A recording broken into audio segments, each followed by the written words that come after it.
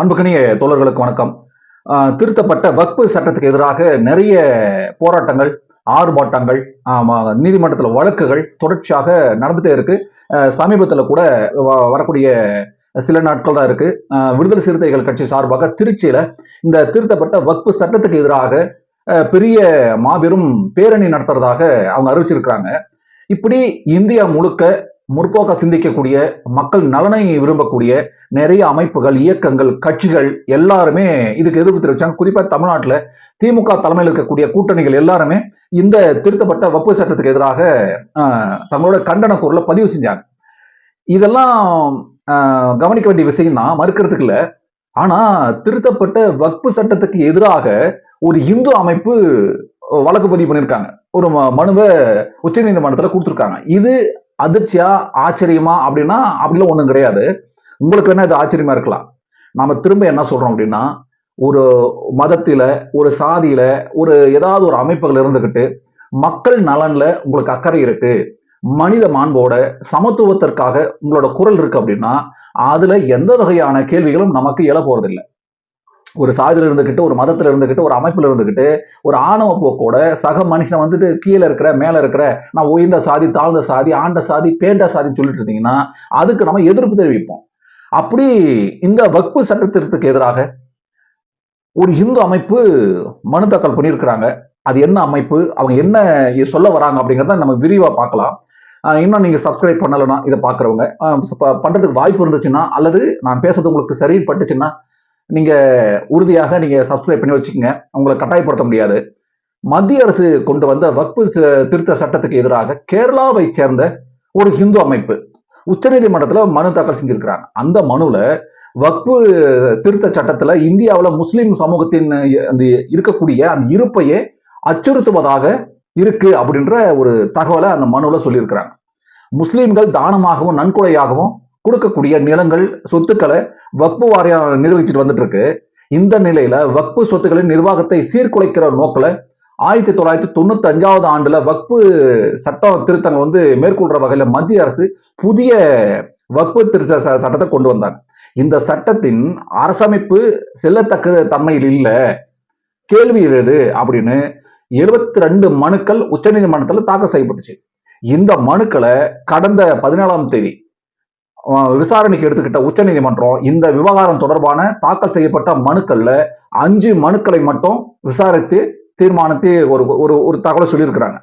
இந்த வழக்குக்கு மறு ஆய்வு வக்பு திருத்த சட்டம் 2025 அப்படிங்கிற ஒரு தலைப்பிட்டு இதை விசாரணைக்கு எடுத்துக்கிட்டாங்க உச்ச நீதிமன்றம். இந்த வழக்கோட விசாரணையை உச்ச நீதிமன்ற தலைமை நீதிபதி சஞ்சீவ் கண்ணா தலைமையிலான அமர்வு இப்போ விசாரிச்சுட்டு வந்துட்டு இருக்கிறாங்க.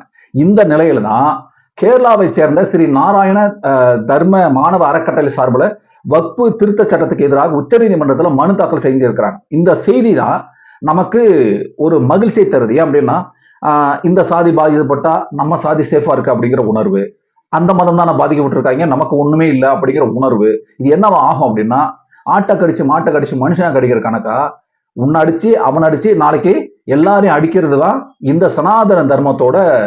அதனால நான் இந்து மதத்தில் இருக்கிறேன், இதெல்லாம் நான் கேள்வி கேட்க மாட்டேன் அப்படிங்கிற கேவலமான சிந்தனையில் இல்லாம கேரளாவில் இருக்கக்கூடிய ஸ்ரீ நாராயண தர்ம மாணவ அறக்கட்டளை இதுக்கு எதிர்ப்பு தெரிவிச்சு உச்ச நீதிமன்றத்தில் அவங்க என்ன சொல்லியிருக்கிறாங்க அப்படின்னா, அந்த மனுவில் தெளிவாக சில கருத்துக்களை பதிவு செஞ்சிருக்கிறாங்க. அனைத்து தனிநபர் மற்றும் சமூகங்களின் நல்வாழ்வு ஒருவருக்கொருவர் சார்ந்து இருக்க ஒரு சூழல் இருக்கு, அப்படிதான் இருக்கணும் அப்படிங்கிற எண்ணத்தோட ஸ்ரீ நாராயண குரு போதனைகளை, கருத்துக்களை கொண்டு ஒட்டுமொத்தமாக இந்திய முஸ்லிம்கள் சமூகத்தின் மீது, நமது நாட்டின் சமூக நீதியின் மீதும் கொண்டு வரப்பட்ட இந்த சட்டத்தின் பேரழிவு தாக்கத்தை வெறும் பார்வையாளராக ஸ்ரீ நாராயண குரு தர்ம மாணவ அறக்கட்டளை பார்த்துட்டு இருக்க முடியாது அப்படிங்கிற ஒரு அழகான கேள்வியை முன்வைக்கிறாங்க. அந்த கேள்வியை மட்டும் இல்லை, அதுக்கான பதிலும் அதுல அடிங்கிறது. அதுல என்ன முன்ன சொன்ன மாதிரி தான், இப்படி ஒரு விஷயம் நடக்குது, நீங்க ஒரு மதத்து மேல ஒரு விஷயம் பண்றீங்க அப்படின்னா அதை வேடிக்கை பார்த்துட்டு இருக்க முடியாது. ஏதோ ஒரு மதத்து மேல, ஒரு சாதியின் மேல, ஒரு இயக்கத்து மேல நீங்க பண்றீங்க அப்படின்னா அது சட்ட ரீதியாக இருந்தாலும் பரவாயில்ல, அவங்களோட இருப்பைய நீங்க கொஸ்டின் பண்றீங்க, இதை நாங்க பார்த்துட்டு இருக்க முடியாது அப்படின்னு ஸ்ரீ நாராயணகுரு தர்ம மாணவர் அறக்கட்டளை சார்பில் மனு தாக்கல் செஞ்சிருக்கிறாங்க. இந்த சட்டம் மிகவும் தவறானது அப்படிங்கிற கருத்தை அந்த அமைப்பு தெளிவான ஒரு வாதத்தை முன்வைக்கிறாங்க. அதனால நாடாளுமன்றத்துக்கு எந்த ஒரு பிரிவு மக்கள் மீதும் இந்த இந்த விஷயங்களை திணிக்கிறதுக்கு அதிகாரம் கிடையாது அப்படின்னு அரசியலமைப்பின் மீதான தாக்குதல் அப்படிங்கிற குற்றச்சாட்டோட கண்டனங்களோட பிரிவு 21, 25, 26 மற்றும் 29(1) கீழே முஸ்லிம் சமூகத்தின் அரசியலமைப்பு உரிமைகளை இந்த சட்டங்கள் மீறுகிறது அப்படிங்கிற ஒரு வாதத்தையும் உச்சநீதிமன்றத்துல இந்த அமைப்பு வெளிப்பட்டிருக்கிறாங்க. கூடவே இன்னும் ஒரு ஆழமான தெளிவான ஒரு விஷயத்தை அந்த அமைப்பு முன்வைக்கிறாங்க. என்ன அப்படின்னா, இந்தியாவில் இஸ்லாமிய நடைமுறை மற்றும் உயிர் வாழ்வதற்கு அவசியமான பொருளாதார நிதி வளங்களின் மிக முக்கிய ஆதாரமாக பல நூற்றாண்டுகளாக இருந்து வரக்கூடிய வக்பு வாரிய அந்த சட்டத்தை சார்ந்து இருக்கக்கூடிய முஸ்லிம் சமூகத்தின் இருப்பையை இந்த சட்டம் அச்சுறுத்துது அப்படிங்கிற விஷயத்தை அவங்க சொல்றாங்க. ஒரு 5 வகையான ஒரு கருத்துக்களை மிக முக்கியமான சூழ்நிலையில அவங்க வெளிப்படுத்தி இருக்கிறாங்க. அந்த அமைப்புக்கு நம்ம வாழ்த்த வேறு விதமா சொல்லுவோம். அதை நம்ம வீடியோட இறுதியில் சொல்லலாம். இதுல நம்மளுக்கு ஒரு 5 வகையான கொஸ்டின் எழுது. அந்த கொஸ்டின்களையும் அந்த அமைப்பின் சாராம்சத்தோடு நம்ம பொருத்தி பார்க்க வேண்டிய தேவை இருக்கு. இந்தியாவில் இருக்கக்கூடிய அனைத்து இந்து அமைப்புகளும் அமைதியா இருக்கும்போது ஸ்ரீ நாராயண தர்ம மாணவ அறக்கட்டளைக்கு மட்டும் இந்த அக்கறை ஏன் அப்படின்னு நமக்கு எழுது. ஏன்னா இப்ப ஹிந்து அப்படின்னாவே கிட்டத்தட்ட RSS, சன் பரிவார், பிஜேபி இப்படிங்கிற தோரணைக்கு வந்துட்டாங்க. இந்து அப்படின்னு சொல்றதுக்கே இங்க விஷயம் இல்லை. ஆனா இந்த பேரை வச்சுக்கிட்டு ஒரு அறக்கட்டளையை பேரை வச்சுக்கிட்டு எப்படி இந்த பிஜேபிக்கு எதிராக அவங்க கொண்டு வர சட்டத்துக்கு எதிராக எப்படி இவங்களால எதிர்த்து மனு தாக்கல் பண்ண முடியும்? இரண்டாவதாக, வக்பு சட்ட திருத்த இஸ்லாமிய மக்களுக்கு எதிரானது அப்படின்னு நம்ம நினைக்கிறோம். இதையே அந்த அமைப்பும் நினைக்குது. இதுதான் முக்கியமான பாயிண்ட். இப்போ நம்ம சமூக ரீதியாக இயங்குறோம், சாதி மதம் கடந்து நம்ம கடவுள் மறுப்பு, இது நிறைய விஷயங்கள் பேசுறோம், பகுத்தறிவு அப்படின்னு பேசிட்டு நிறைய விஷயங்கள் நம்ம பேசினாலும் கூட ஒரு மத கட்டுப்பாட்டுல அந்த கட்டுக்கோப்பில் இருக்கக்கூடிய ஒரு அமைப்பு இது எப்படி பேசுது அப்படிங்கிற ஒரு ஆச்சரியம் கலந்த கேள்வியும் எழுது. மூன்றாவதா, பாஜக இஸ்லாமிய மக்களுக்கு எதிராக செயல்படும் நிலையில வக்பு சட்ட திருத்தம் அப்படிங்கிறது எப்படி நன்மை தரும் அப்படிங்கிற கேள்வி நம்ம எழுப்புறோம். இதே சாரம் சொல்றதான் இந்த அமைப்பு எழுப்புது. ஒண்ணுமில்ல, முழுக்க முழுக்க இஸ்லாமிய வெறுப்புணர்வோடு இயங்கக்கூடிய ஒரு கட்சி பிஜேபி. இவங்க என்ன பண்றாங்க, வக்பு சட்டத்தை வந்து திருத்துறாங்களாமா, இது எப்படி நன்மை அடைஞ்சிரும், இது எப்படி இஸ்லாமியருக்கு நன்மையை வரும் அப்படின்னு நம்ம கேள்வி எழுப்பிட்டுருக்கோம். இதே சாராம்சத்தோட தான் இவங்க கேள்வி எழுப்புறாங்க. நாலாவது, வக்பு சட்ட திருத்தம் அப்படிங்கிறது ஒரு முன்னோட்டம் அப்படின்னு நம்ம சொல்லிட்டு இருக்கிறோம். என்னன்னா முன்ன சொன்னதுதான் கொஞ்சம் கொஞ்சமா டச் பண்ணிட்டு வருவான் இந்த இந்துத்துவாதிகள், மதவெறி கூட்டம். இந்த பாசிசம் அப்படிங்கிறது நேரடியா மோதாம எளிய இடத்துல இருந்து உச்ச இடத்து வரைக்கும் கொஞ்சம் கொஞ்சமா கரையான் போல அரிச்சிட்டு வந்துட்டு இருப்பாங்க.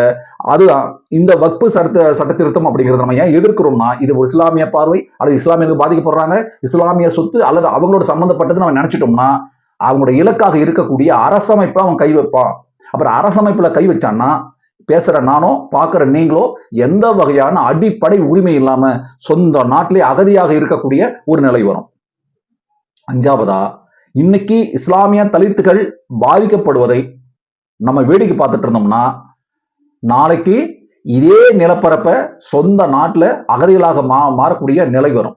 மதம் எதுவாக இருந்தாலும் சமத்துவத்தை இழந்த ஒரு நாடு தன் முழு நிலப்பரப்பையும் அவங்க கைவிட்டுற அல்லது பறி கொடுக்க வேண்டிய நிலைமைக்கு வந்துருவாங்க. வக்பு சட்ட திருத்தத்தை நாம எதிர்க்கிறோம். ஏன், எதுக்காக அப்படின்னா, இன்னைக்கு இஸ்லாமியர்களை டார்கெட் பண்ணி அவங்களோட வாழ்வாதாரத்தை, அவங்களோட வாழ்விடங்களை, அவங்களோட வரலாற்று ரீதியான பயணங்களை அழிக்கிறது, ஒழிக்கிறது இவங்களோட நோக்கமா இருக்கு. ஏன் அப்படின்னா, இது சனாதன கும்பலுக்கு, குறிப்பா பிஜேபிக்கு வரலாற்று ரீதியாக ஒரு நெருடலை கொடுத்துட்டே இருக்கு. ஏன்னா இவன் ஆண்ட பரம்பரை சொல்லிட்டு இருக்கான். ஆனா 800 வருடங்களா இஸ்லாமியர்கள் முகலாயர்கள் ஆண்ட பரம்பரையா இருந்துட்டு இருந்தான். இவன் எப்பயும் ஆண்ட பரம்பரையா இல்ல. இவன் குட்டி குட்டி சமஸ்தானங்களா, குட்டி குட்டி இடங்களா 15 கிலோமீட்டர் 20 கிலோமீட்டர் தான் ஆண்டுட்டு இருந்தான். இப்ப இவன் என்ன பண்றான்னா, பாரத மாதா அப்படிங்கிற ஒரு வட்டத்துக்குள்ள இந்த ஒட்டுமொத்த ஒன்றிய மொழிவாரிய மாநிலம் இறுக்கி ஒரு மொழியின் கீழே, ஒரு தலைமையின் கீழே, ஒரு கட்சியின் கீழே, ஒரு மதத்தின் கீழே கொண்டு வர்றதுக்கான முயற்சி நடந்துட்டு இருக்கு. அந்த முயற்சியின் ஒரு படிக்கட்டுகள் தான் நிறைய மக்கள் விரோத சட்டங்கள். தொழிலாளர் சட்டத்தை திருத்துறான், கல்வி உரிமை சட்டத்தை திருத்துறான், இப்ப வக்பு சட்டத்தை திருத்துறான். இப்படி திருத்தி என்ன பண்ணுவான்னா, அவன் என்ன பண்ணுவான், அரசமைப்பையே திருத்துவான். அப்புறம் இந்திய வரைபடங்களை திருத்துவான். பாகிஸ்தானை பிடினுவான், ஆப்கானிஸ்தானை பிடினுவான், அங்க சண்டை போடு, இங்க சண்டை போடணுவான். ஒட்டு மொத்தமாக இந்த மக்களுக்கு மட்டும் கிடையாது, அண்டை நாடுகளுக்குமே ஒரு ஆபத்தாக இது அமைஞ்சிட்டு இருக்கு. அதனாலதான் நாம என்ன பண்ணிட்டு இருக்கோம், பிஜேபி கொண்டு வர்ற எல்லாத்தையும் நம்ம எதிர்க்கல. அப்படி கண்மூடித்தனமா நம்ம எதிர்க்க வேண்டிய தேவையும் இல்லை. இதுல எதிர்க்க வேண்டிய தேவை எங்க இருக்கு? இஸ்லாமிய விருப்புணர்வும் இஸ்லாமிய துவேஷமும் அடங்கியிருக்கு. இந்த நிலையில உச்சநீதிமன்றத்துக்கு போய் இது வெற்றி பெறுமா வெற்றி பெறாதுன்றது ரெண்டாவது. ஏன்னா அங்க உட்கார்ந்து முறை யாரா இருந்திருக்கிறா. இங்க ஆர்எஸ்எஸ்ல பயிற்சி பெற்றவர்கள் நிறைய நீதிபதிகள் இருக்கிறாங்க. நீதியின் மீதும் சட்டத்தின் மீதும் நமக்கு நம்பிக்கை இருக்கு. ஆனா அந்த நீதியை கொடுக்கக்கூடிய இடத்துல யார் உட்கார்ந்துருக்கிறாங்க? அவர்கள் உட்கார்ந்துருக்கிறாங்க. ஆனாலும் கூட தைரியமாக ஸ்ரீ நாராயணகுரு தர்ம அறக்கட்டளை சார்பாக இந்த மனு அந்த தாக்கல் பண்ணியிருக்கிறது உண்மையாக வரவேற்கக்கூடியது. அவங்களுக்கு நாம இப்படி வாழ்த்து சொல்லலாம். ஒரு மதத்தில் இருக்கக்கூடிய அல்லது மதத்தின் கட்டுப்பாட்டோடு அல்லது ஏதோ ஒரு ஒரு சீர்திருத்த கருத்துக்களை முன்வைக்கக்கூடிய இந்த அமைப்புக்கு புரட்சிகர வாழ்த்துக்களும் வணக்கங்களும்.